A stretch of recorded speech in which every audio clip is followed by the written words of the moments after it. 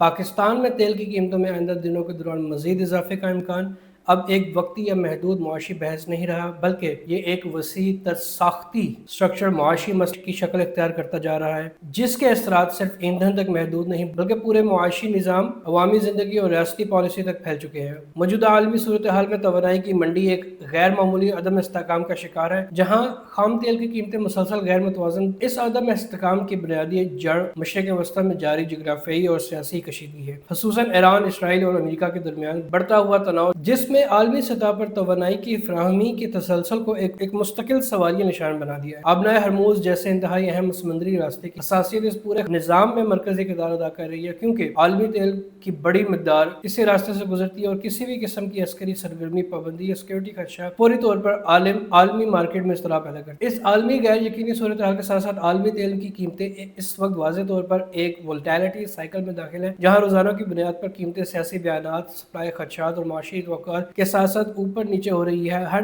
برینٹ کروڑ اور WTI جیسے bench marks میں مسلسل اتار چڑھاؤ دیکھا جا رہا ہے، اور اکثر اوقات قیمتیں کسی حقیقی سپلائی کمی کے بغیر صرف خدشات کی بنیاد بڑھ جاتی ہے، جسے مارکیٹ میں اسپیکولیٹو پرائسنگ کہا جاتا ہے۔ اوپیک پلس کی پیداواری حکمت عملی میں اس صورتحال میں اہم کردار ادا کر رہی ہے، کیونکہ پیداوار میں کسی بھی قسم کی کمی یا برقرار رکھنے کا فیصلہ عالمی منڈی میں فوری رد عمل پیدا کرتا ہے۔ بعض اوقات اوپیک ممالک کی جانب سے محدود سپلائی یا کوٹا پابندیاں مارکیٹ میں یہ تاثر پیدا کرتی ہے کہ مستقبل میں رسد کم ہو سکتی ہے، جس کے نتیجے میں قیمتیں مزید اور اوپر چلی جاتی ہیں۔ اس کے علاوہ امریکہ کی شیل آئل پیداوار، روس پر پابندیاں اور یورپی توانائی پالیسی میں بھی عالمی سپلائی چین کو پیچیدہ بنا رہی ہے۔ اس عالمی اضطراب کے نتیجے میں نہ صرف خام تیل کی اسپاٹ قیمتیں متاثر ہوتی ہیں، بلکہ فیوچر مارکیٹس میں بھی شدید اتار چڑھاؤ دیکھنے میں ملتا ہے، جہاں سرمایہ کار مستقبل کے خطرات کو پہلے ہی قیمتوں میں شامل کر لیتے ہیں۔ اس عمل کو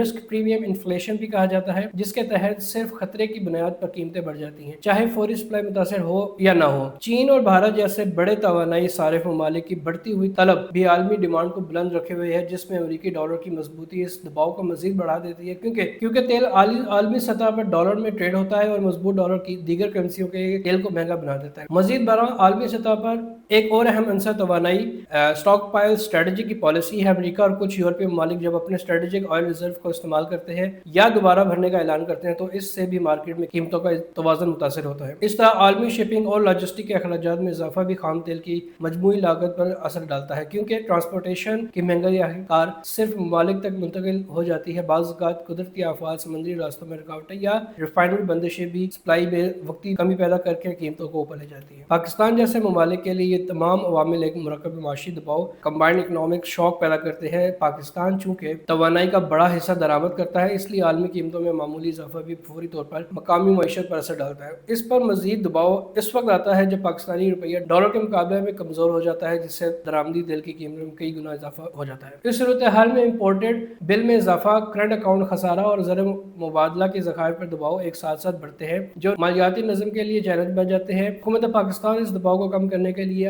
اکثر IMF اور دیگر مالیاتی اداروں کے ساتھ کیے گئے معاہدوں کے تحت سبسڈی میں کمی اور مارکیٹ بیسڈ پرائسنگ کی پالیسی پر عمل کرتی ہے، جس کے نتیجے میں اوگرا پر 15 دن بعد قیمتوں کا عرض نو تعین کرتی ہے۔ یہ نظام وقتی طور پر مالیاتی توازن کو برقرار رکھتا ہے، لیکن اس کا اثر براہ راست عوام پر پڑتا ہے، کیونکہ تیل کی قیمتوں میں اضافہ ایک ایفیکٹ ملٹی پلائر پیدا کرتی ہے۔ پیٹرول اور ڈیزل مہنگے ہونے سے سب سے پہلے ٹرانسپورٹ کا شعبہ متاثر ہوتا ہے، جس سے شہروں اور دیہاتوں کے درمیان سامان کی ترسیل مہنگی ہو جاتی ہے۔ اس کے بعد اشیاء خرد و نوش کی قیمتیں بڑھ جاتی ہیں، کیونکہ سپلائی چین کے لاگت میں اضافہ ہو جاتا ہے۔ زرعی شعبہ بھی اس سے متاثر ہوتا ہے، کیونکہ ڈیزل کی قیمت بڑھنے سے ٹیوب ویل، ٹریکٹر اور زرعی ٹرانسپورٹ مہنگی ہو جاتی ہے، جس سے فصلوں کی پیداوار لاگت بڑھتی ہے۔ اس کے نتیجے میں خوراک کی قیمتیں بھی بڑھ جاتی ہیں اور مہنگائی بھی ایک نئی لہر پیدا ہو جاتی ہے۔ صنعتی شعبہ بھی اس دباؤ سے محفوظ نہیں رہتا، کیونکہ بجلی کی پیداوار، خام مال کی ترسیل اور فیکٹری آپریشنز کی لاگت بڑھ جاتی ہے، جس سے نہ صرف مقامی مصنوعات مہنگی ہوتی ہے بلکہ برآمدات کی مسابقت بھی متاثر ہوتی ہے۔ نتیجتاً انفلیشن میں اضافہ ہوتا ہے، جو معیشت کے ہر طبقے کو متاثر کرتا ہے۔ اس کے ساتھ ساتھ جب مہنگائی مسلسل بڑھتی ہے تو عوام کی قوت خرید کم ہو جاتی ہے، متوسط طبقہ شدید دباؤ میں آ جاتا ہے اور غربت کی شرح بڑھنے لگتی ہے، جس سے مجموعی سماجی دباؤ میں اضافہ ہوتا ہے۔ مزید پیچیدگی اس ٹائم پیدا ہوتی ہے جب مارکیٹ میں غیر یقینی صورتحال کے باعث ذخیرہ اندوزی، مصنوعی قلت اور قیاس آرائی اسپیکولیشن بڑھ جاتی ہے۔ بعض تاجر مستقبل کی قیمتوں میں خدشے کے تحت ذخیرہ کرتے ہیں،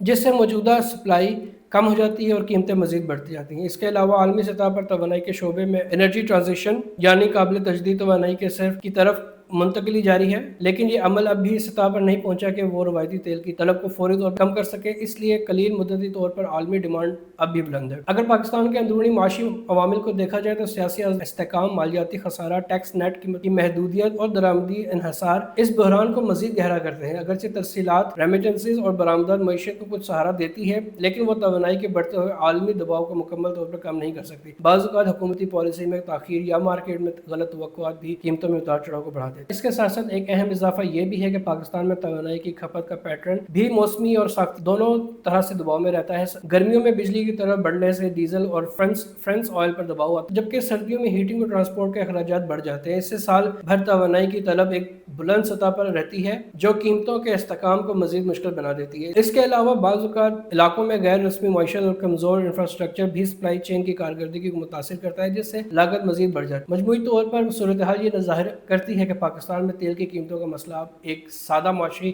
ایڈجسٹمنٹ نہیں بلکہ ایک پیچیدہ کثیر الجہتی بحران بن چکا ہے، جس میں عالمی سیاست، عالمی تیل کی قیمتوں کا اتار چڑھاؤ، کرنسی کی قدر، ملکی مالیاتی پالیسیاں، توانائی، عالمی طلب اور سماجی اثرات سب ایک دوسرے سے جڑے ہوئے ہیں۔ آنے والے ریویو میں پیٹرول اور ڈیزل کی قیمتوں میں مزید دباؤ کا امکان ہے، اور اگر عالمی کشیدگی کم نہیں ہوتی یا سپلائی چین میں بہتری نہیں آتی تو یہ رجحان مزید شدت اختیار کر سکتا ہے۔ اس کے نتیجے میں حکومت کے لیے سب سے بڑا چیلنج یہ ہوگا کہ وہ ایک طرف IMF کی شرائط اور عالمی معاشی دباؤ کا پورا کرے گا اور دوسری طرف عوامی ریلیف، سماجی استحکام، معاشی نمو کو بھی برقرار رکھے، جو اس وقت پاکستان کی معاشی حکمت عملی کا سب سے نازک، طویل مدت اور فیصلہ کن مرحلہ بن چکا ہے۔ اس پورے منظرنامے کو مزید گہرائی سے دیکھیں تو یہ بات بھی واضح ہوتی ہے کہ عالمی تیل کی منڈی اب صرف سپلائی اور ڈیمانڈ کا سادہ ماڈل نہیں رہی، بلکہ یہ ایک مکمل جیوپولیٹیکل فائنینشیل ایکو سسٹم میں تبدیل ہو چکی ہے، جہاں ہر بڑا سیاسی فیصلہ، ہر جنگی خطرہ اور ہر معاشی اعلان براہ راست توانائی کی قیمتوں کو متاثر کرتا ہے۔ خاص طور پر 2025 سے 2026 کے دوران توانائی کی عالمی سیاست میں ایک کموڈٹی نہیں بلکہ ایک اسٹریٹجک ہتھیار، لیوریج اسٹریٹجک کے طور پر استعمال کر رہی ہے۔ روس یوکرین تنازع کے اثرات ابھی مکمل طور پر ختم نہیں ہوئے اور اس سے یورپ کو مجبور کیا ہے کہ وہ مشرق وسطی امریکہ پر اپنی توانائی انحصار کو دوبارہ ترتیب دے، جس کے نتیجے میں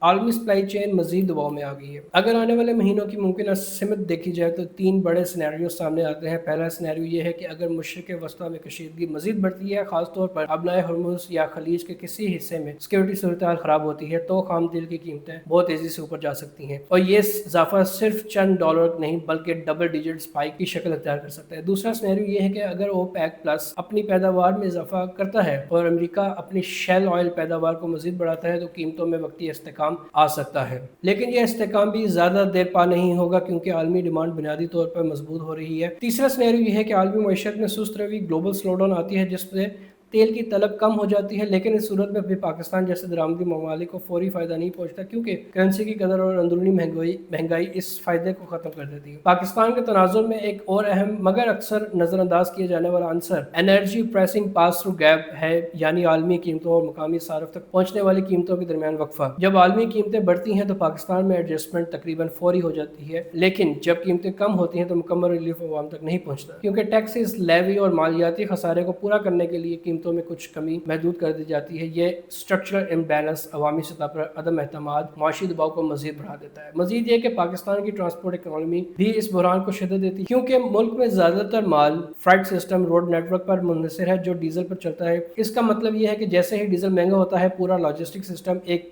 کیسکیڈ افیکٹ کے تحت مہنگا ہو جاتا ہے۔ ریل اور متبادل ٹرانسپورٹ کا نظام کی کمزوری اس دباؤ کو کم کرنے کے بجائے بڑھا دیتی ہے۔ اس طرح اربن ٹرانسپورٹ میں بھی پبلک ٹرانسپورٹ کا انحصار فیول پر ہے، جس سے عام شہری کی روزمرہ زندگی براہ راست متاثر ہوتی ہے۔ عالمی سطح پر ایک اور اہم تبدیلی markets, energy hedging and speculation کا بڑھتا ہوا کردار ہے۔ بڑے سرمایہ کار اور فنڈز مستقبل کی قیمتوں پر شرطیں لگاتے ہیں، جس سے بعض اوقات اصلاحی صورتحال سے زیادہ قیمتیں مالیاتی توقعات پر چلنے لگتی ہے۔ اس مالیاتی پہلو نے تیل کی منڈی کو ایک ہائبرڈ کموڈٹی فائنینشیل مارکیٹ میں تبدیل کر دیا، جہاں حقیقت اور قیاس آرائی کے اکثر ایک دوسرے مدغم ہو جاتے ہیں۔ اسی دوران قابل تجدید توانائی رینیویبلز کی طرف عالمی منتقلی بھی ہو جاتی ہے، لیکن یہ منتقلی ان ایون ہے۔ ترقی یافتہ ممالک تیزی سے نیوکلیر انرجی اور سولر ونڈ کی طرف بڑھ رہے ہیں، مگر ترقی پذیر ممالک اب بھی فاسل فیولز پر انحصار کر رہے ہیں۔ نتیجتاً ایک ڈیول انرجی ورلڈ وجود میں آ رہا ہے، جہاں ایک طرف مستقبل کی توانائی تعمیر ہو رہی ہے اور دوسری طرف موجودہ نظام بھی تیل پر چل رہا ہے۔ یہ تضاد قیمتوں پر استحکام کو مزید طویل کرتا ہے۔ پاکستان کے لیے ایک اور چیلنج کرنسی انرجی لوپ ہے۔ جب تیل مہنگا ہوتا ہے تو درآمد برآمدی بڑھ جاتی ہے، ڈالر کی طلب بڑھتی ہے، روپیہ کمزور ہوتا ہے اور پھر یہی کمزوری کرنسی دوبارہ تیل کو مزید مہنگا کر دیتی ہے۔ یہ ایک سیلف ری انفورسنگ سائیکل ہے جو معیشت کو مسلسل دباؤ میں رکھتا ہے۔ اس سائیکل کو توڑنے کے لیے صرف قیمتوں کا انتظام کافی نہیں بلکہ ساختی اصلاحات، برآمدات میں اضافہ اور مقامی توانائی ذرائع کی ترقی ضروری ہو جاتی ہے۔ اگر مستقبل میں پالیسی سطح پر دیکھا جائے تو پاکستان کے پاس چند بنیادی راستے ہیں: توانائی کے ذخائر، آئل ریزروز اور ریفائننگ صلاحیت کو بہتر بنانا،